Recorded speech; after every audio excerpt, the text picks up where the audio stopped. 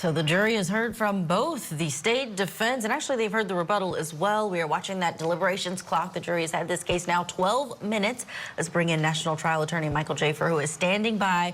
Michael Jaafar, this closing argument by the defense was a lot shorter than the state's. The state's was an hour and a half. The defense's was about 30 minutes.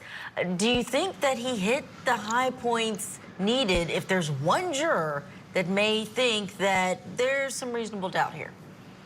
He finished strong, Julie, with the whole thing about, she had no motive, she had no motivation. Why would she do it? She moved the family every single time he was incarcerated. She moved the family to where he was incarcerated. And the prosecution wants you to believe that she killed him because she wanted to go to Jamaica. That doesn't make any sense. She could have done that at any time. She could have done it when he was incarcerated, but she didn't. When he was incarcerated, she would move her family to be close to him wherever he was incarcerated. And that little nudge to remind the jury that this guy, the victim, he also was a felon. He was convicted. He would spend time in prison. None of you guys here spend time in prison, but this is who he was. So to think that she killed him just to go to Jamaica is ludicrous. That was his point. So I think he finished strong. Look, Julie, I can't help but think that had she not testified to the fact that she had fell down the stairs and grabbed a piece of the stairs and a piece of wood and inadvertently hit him in the face and then, like a Girl Scout, went back upstairs and didn't harm him, had he not allowed her to testify to that, I think that there would have been reasonable doubt there.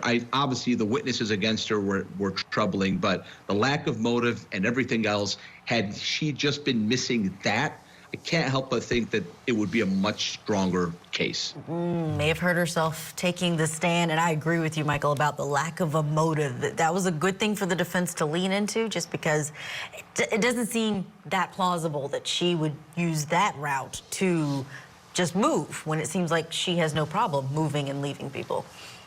Yeah.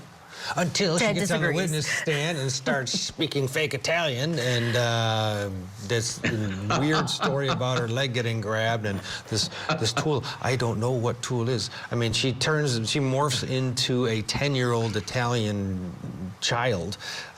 Boom! That did her in. Goodbye, I think, in my opinion.